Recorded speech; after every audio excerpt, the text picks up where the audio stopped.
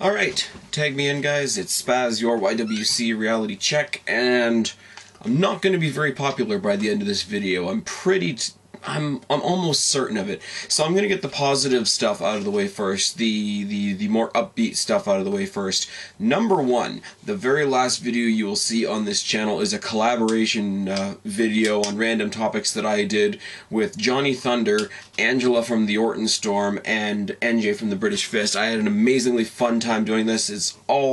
We cover any topic you can possibly imagine. It's about 2 hours long, so if you don't listen to the whole thing, I wouldn't blame you in the slightest. But we had a lot of fun doing it. So go back one video, check it out. It was a lot of fun. And to those guys, to NJ, to Johnny, to Angela, thanks a lot, guys. I enjoyed it. It was a lot of fun. Second of all, you guys know, unless you've been living under a rock, that me personally, don't beep at me right now, that I'm a huge fan of videos put out by Mark Pearson. Mark Pearson, if anybody doesn't know, has a new channel, Mark Pearson TV, youtube.com/Mark Pearson TV. So for any of you out there that either don't know who he is or don't know where he went, go find him on Mark Pearson TV. That's it.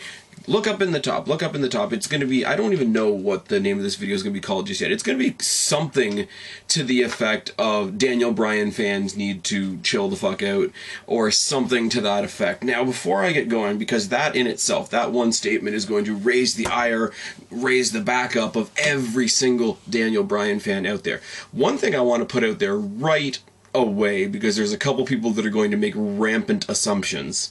This video is in no way a shot at one of the biggest Daniel Bryan fans I know, Alex/Delexman. He is, as I say, a very, very passionate wrestling fan. Biggest Daniel Bryan fan I know. There are people out there that are going to think that this video is a direct shot at him. It is not. He is polar opposite to most of the people that I'm going to be addressing in this video. I want to put that out there right away. Secondly, I want to establish, before I get into this video, I am a Daniel Bryan fan. I like watching him in the ring. I think he's a great technical wrestler. I think he's a lot different from what we're used to, and he sticks out, and his abilities are great, and I wish nothing but the best for him. But, that being said, I like Daniel Bryan. I didn't like him when he first came in. I didn't give him much of a shot. He won me over. He's kind of like Alberto Del Rio that way. And it was cool because you could talk to other wrestling fans, because Daniel Bryan wrestling fans are very, very passionate, and that's got that conversation going, as I always want to do. Realized after Wrestlemania that some of them weren't actually wrestling fans. Some of them were more like a cult, and it was kind of scary, the thought patterns and comments and thought processes that happened after WrestleMania. And these are the people, it's the Daniel Bryan cult that I want to address. The Daniel Bryan fans that see how great he is and want good things for him, like I do, whatever, that's great. It's the ones that are rabid, like, our way or no way, drinking the Kool-Aid cult members that I really want to address in this video. There's a couple different ways I want to attack this. Very first of all is going to be the most recent activity, WrestleMania, where the big crime apparently happened. Yes, Daniel Bryan lost a squash match to Sheamus. And this is the biggest crime ever, and da-da-da-da, and things like this should never happen, and, there's never been an outrage like this before. Let's look back in WrestleMania history. Kane defeating Chavo Guerrero before his entrance was even finished. Rey Mysterio, okay, first of all, Kane defeating Chavo the way he did, Chavo Guerrero not only being the talented star that he was, not only coming from the great family that he came from, I didn't think that was necessary, but we got over it. Rey Mysterio defeating JBL in less than a minute for the Intercontinental Championship in JBL's last match, no less. I wouldn't bring this up if it hadn't been JBL's last match and for the Intercontinental Championship. That rubs me more the wrong way than this does, because it was his last match. JBL was one of the better heels we had in the WWE at that time, which I didn't, appreciate until well later on. At the time, JBL annoyed the hell out of me. It wasn't until afterwards that I realized what a good thing that was. Let's think about some other things. Any person that has ever cashed in Money in the Bank, including Daniel Bryan, with the exception of Rob Van Dam, has been a couple of minute squash match. Also, when we talk about the Royal Rumble, when they do the By the Numbers videos promoting the Royal Rumble, what do they focus on when they do By the Numbers? They focus on the Warlord and Santino Marella, who were eliminated in 1 second and 2 seconds, respectively. So don't tell me that squashes never happen. Like, you're only mad because it happened to your guy this time. It's not a great travesty of WrestleMania. It's not a great travesty of wrestling. It's not anything like that. No, you're pissed off because it happened to your guy this time. And people that don't want to seem like they're just butthurt because it was their guy this time try to hide behind the fact, well, it doesn't put any credibility behind the World Heavyweight Championship. Now, WWE, I'm a purist. I would love to see the titles be held in more prominent regard than they are, but let's be honest, right now they aren't. Right now, all the titles in the WWE, with the possible exception of the WWE Championship itself and the Intercontinental Championship itself, because the stars that held them brought them to a higher place. But for the most part, the belts in WWE are a prop. And as much as you want to say that, you know, it's the World Heavyweight Championship, it should be like the best championship in the company, be real for a second. It is the old WCW belt on the B show, and it's the curtain jerker at WrestleMania 2 years running now. So stop hiding behind the belt. Admit that you're pissed off that just, you know, the squash happened to your guy this time, and get over it. There we go. That's all I have to say about, you know, the big sin, the big crime that happened at WrestleMania. Now, going forward, now that everybody is so bitter and butthurt that their guy got squashed, now, suddenly, anybody that's not their guy who happens to wander into the title picture is an asshole. What I love about this, most Daniel Bryan fans are those people out there that try to put themselves above everybody else, try to seem more intellectual than anybody else, and call themselves the smart wrestling fans that act like they have come from a place within the business, where really they're just a fan like the rest of us. All you guys, all the, whatever you want to call yourselves, the intellectuals, the smart fans, the smart marks, the smarks, whatever label you choose to give yourself, you are no more, no less worthy of an opinion than I am, so get over yourselves, first of all. But those people are the ones that were super happy and super critical of who would win the Royal Rumble this year. Oh, you know, we're all sick of it always being Triple H and always being Cena and always being Orton. We need somebody new in the mix.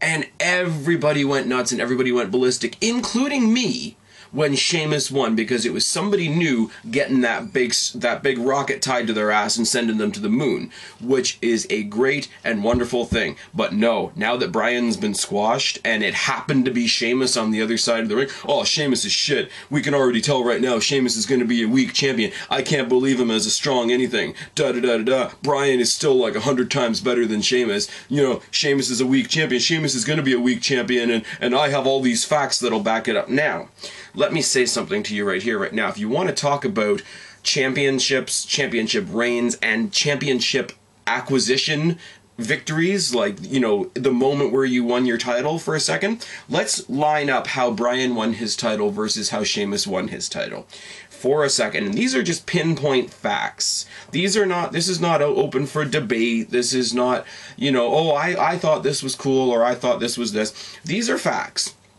Daniel Bryan, in order to get his title shot, beat 7 other guys in a Money in the Bank ladder match, which is impressive enough. And like I say, I don't take anything away from Daniel Bryan, but that's 7 guys at a B pay-per-view. Let's face it, Money in the Bank is a B pay-per-view. Sheamus started 2012 by winning the Royal Rumble against 29 other guys, which is a main 4 pay-per-view. It's a larger victory over more opponents. Okay, Bryan cashed in his Money in the Bank on a weak, unconscious Big Show. Sheamus came into WrestleMania, for all intents and purposes, against a perfectly fresh, perfectly within all of his faculties, Daniel Bryan. The fact that he was distracted by his girlfriend is his own problem. He came in 100%. He had a scheduled match, etc., etc., etc. Bottom line, when Bryan cashed in, Big Show didn't see it coming. Daniel Bryan knew that Sheamus was coming for him at WrestleMania a good 2 months in advance. Again, Bryan's victory took place on another B pay-per-view. Sheamus's victory, in dominant fashion, happened at the biggest pay-per-view of the year. So tell me when you look at the facts, when you look at the pinpoints, what makes Sheamus look so much weaker than Daniel Bryan? When Sheamus comes in and plows his opponents, and Daniel Bryan, even in the words of his own fans, manages to escape with the belt time after time after time. A little side note to this, we are all very, very sad and very, very angry and very, very up in arms about how buried Daniel Bryan is when he really isn't. I'm not a huge fan of the Big Show, but look what they did to the Big Show on the road to giving Daniel Bryan his first title reign. They really, really drove home the 9-year drought that he carried no titles in, which, you know, that makes the guy look great. They gave him a 90-second title run before Bryan came in and robbed him. And as a consolation prize, they tossed him the Intercontinental Championship. That is a burial. As I said, I'm not one to particularly stick up for the Big Show, but that is a burial. If that chain of events had happened to Daniel Bryan, you might have a case. Now, Alberto Del Rio returned after WrestleMania. Alberto Del Rio had a match with Sheamus on SmackDown. He, for all intents and purposes, became the #1 contender. And yes, I know that's not valid anymore. I'm going to address that. But at the moment, Alberto Del Rio became the #1 contender. It was somebody else that wasn't Daniel Bryan in the title picture, so we gotta hurry up and shit on them quick. And what did people say? What did people say? It's not Daniel Bryan, let's shit on him. If our boy's not in the title match, if our boy's not carrying the belt, whoever is in the match, whoever does carry the belt, is all shit. Let's look at what they've said about Daniel Bryan. Oh, well, you know, he shouldn't be coming back right away and automatically getting a title shot. It happens all the time. When somebody comes back from an injury, it happens all the time. What's it called? Friggin' Lesnar's been out of the company for 8 years. He comes back, he's automatically in a storyline with John Cena. You know, my opinion of John Cena notwithstanding. 2 prime examples, one being Cena, which drove me nuts, and one being Edge, as much as I'm an Edge fan. Guys that were out for good chunks of time with injuries, etc., popped themselves into the Royal Rumble at a late entry and cemented themselves at WrestleMania title match, title shot, title opportunity, whatever.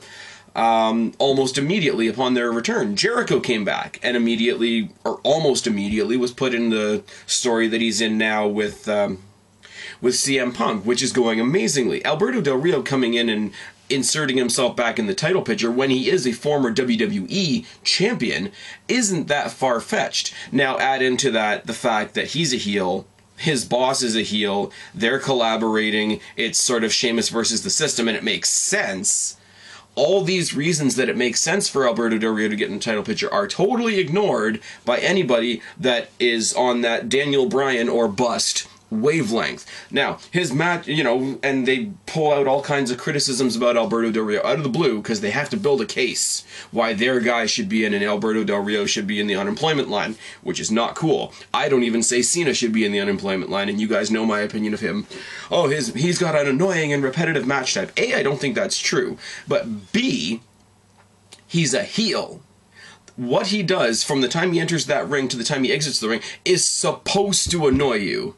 And it's supposed to be second rate to the face because the heel is there to make the face look good. Anybody that knows anything about psychology would be able to tell you that. But even the ones that do, legitimately, and I will give them the respect for it, know something about psychology, try to twist it to suit their purposes when it comes to shooting down anybody that's not Daniel Bryan. That's not cool. Speaking of psychology, somebody I read or heard, it was in some video, some podcast somewhere, trying to say that Alberto Del Rio's psychology is bad because all of his offense leads up to his finisher instead of taking out his opponent's finisher. Newsflash for everybody. There are 2 types of effective ring psychology.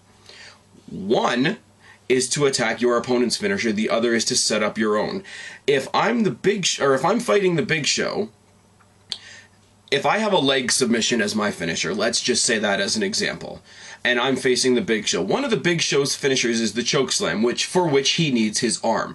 I could, if I chose, or if that's how the match progressed, work on his arm so that he can't chokeslam me. Now that keeps him from beating me, but it doesn't help me beat him. If my submission is a leg submission, I have to incapacitate his arm and work on his legs so that my submission will have an effect when I decide to apply it. Alberto Del Rio, from the minute he is in that ring, works the neck, arm, and shoulder. The psychology that he brings to the ring is pristine, and I would almost compare it to Daniel Bryan if I didn't think it would get me shot here in the YWC. So don't take something that's awesome away from a guy just because you don't like him, just because he's got your boy's spot. Now, I want to say something to you guys. Now, you've already taken out Sheamus because he's not Daniel Bryan. You've already taken out Alberto Del Rio because he's not Daniel Bryan. You've got this fixation on how the World Heavyweight Championship picture is Daniel Bryan or bust. Let me tell you something. The World Heavyweight Championship title on SmackDown is something I'm really, really excited about at the moment, if you want me to be perfectly honest. Go back to the video I did yesterday with Johnny and NJ and Angela, and you'll hear me talking about it a bit there. But right now in the title picture, you've got Sheamus, you've got Alberto Del Rio, you've got Daniel Bryan still, you've got Cody Rhodes, who's poised to come up at any time, you got Christian, who's injured, but when he comes back, I wouldn't be surprised if they inserted him in the mix, not necessarily making him the champion again, but having him be a part of the title picture.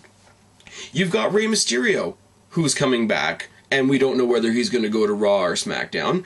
He's, you know, a big part of Rey Mysterio's career took place on SmackDown. If he chases Alberto Del Rio to SmackDown, and Alberto Del Rio's in the title picture, guess what? Rey Mysterio is now in the title picture as well.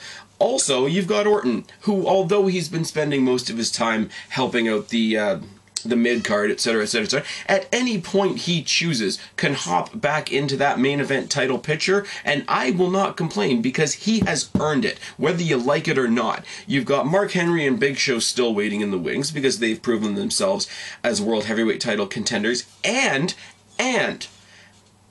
we've still got the impending return of Batista. With the amount of stars that they've just shoved onto Raw, I don't see them putting Batista anywhere but SmackDown. So if your theory or your thought process right now is World Heavyweight Championship, Daniel Bryan or bust, you're gonna have to flex a little bit. I am very opinionated. I'm one of the more outspoken, opinionated people here in the YWC, but at least I've got a good handful of guys that I can take solace in. Wrestlemania, Orton lost. He's in my Fave. Rhodes got destroyed by the Big Show, and you think I'd be pissed about that, but you know what? It's all good. If you put all your eggs in one basket on Daniel Bryan, you're gonna get that basket kicked over. I'm sorry. It's gonna happen. Daniel Bryan isn't gonna be the next John Cena. And I don't say that to be cruel, and I don't say that out of disrespect. I say that out of an essence of giving you guys a little bit of a reality check. Daniel Bryan is an amazing wrestler. If he gets the title back, great. I will be happy for him, and I will be happy for all of you so that you can make all your market videos and kind of, you know, run through him. But in the end of the day, the titles are a prop. The titles are, you know, they might as well be put away with the chairs and the tables and the turnbuckles and the ropes.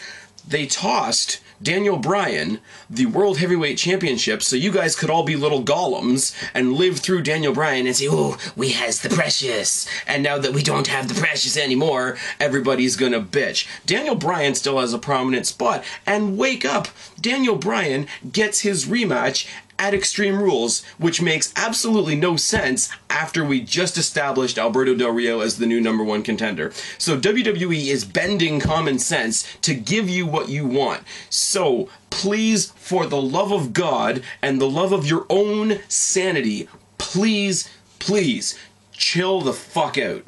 I've been Spaz, your YWC reality check. Subscribe up there, talk down there, start a conversation, keep this conversation going. Don't be a stranger, and I will talk to every single last one of you guys later. I'm tagging out. Bye.